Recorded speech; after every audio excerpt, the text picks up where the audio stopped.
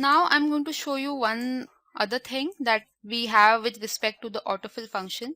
Let's say I'm typing 1 over here and I'm dragging it till the end. Now what has happened is everywhere 1 has copied, but actually I wanted 1 to 12 numbers.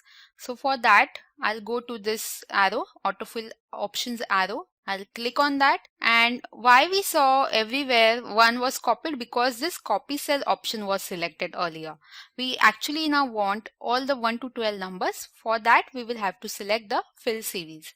So please select fill series, and once you click on that you can see the numbers are automatically filled from 1 to 12. Coming to the next thing that we have, let's say I am typing 2, enter 4. Now I am again making use of autofill function, and can you see the numbers have increased by a gap of 2. So incremental increase of 2 has happened in this case. Similarly, if I go with 3, 6, and again I make use of autofill function, incremental increase of 3 will be present in this case. So now we have seen something with respect to numbers. Let's see something with respect to a text. So let's type Jake. There's a person named as Jake. I have typed his name. I am trying to type it again in the next cell. So let's see what happens. I just typed J, and can you see the entire name is now displayed. So this is the auto prompt function of Excel, wherein you do not need to again type down everything. It is auto prompted and you can just click on enter key. So you can see Jake is now present in the next cell as well. Okay, let me delete this. I'm going to write something over here. So Jake is good in Excel. Okay, now this was typed in cell I3, but you are able to see it in continuation with other cells as well. Now let me type down something over here, ABC. Can you see now? You are not able to see the entire sentence. Although you can see it in the formula bar, Jake is good in Excel, but once I type down something in the next cell, you are not able to see what was in the cell before. So for this, what you can do is increase the width of your cell. For that, I'll show you how to do it. Now you are in column I. Okay, you want to increase the cell. So you just go in between column I and J, and once you see this sign similar to plus sign with two arrows horizontal, so once you see this sign you can increase the width of the cell. Okay, I have increased the width of the cell till I am able to see the entire sentence properly. And when there are different sentences of different length in the corresponding column, in this same column only, I'm going to just show you what happens. Okay, Jake is good. Okay, I don't want in Excel. Jake is good, and this was Jake is good in Excel.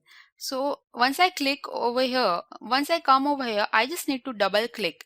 So your Excel will automatically extend the width of the column to the cell which has the longest text. So I'm double clicking. Can you see? This was the longest text. So according to it, our width was adjusted by Excel. So this was with respect to the width of the column. Let's say we have some information with respect to name. I'm clicking on tab to go sideways. We have the email IDs of the person, and we have the address of the person. There are various people over here, and we are going to have the name, email ID and address. Once I am on the cell J9 which has name, once I click enter, what happens is I am taken to the next cell. That is, from cell J9 I am taken to cell J10. Even if I am there on email, I am taken to the next cell.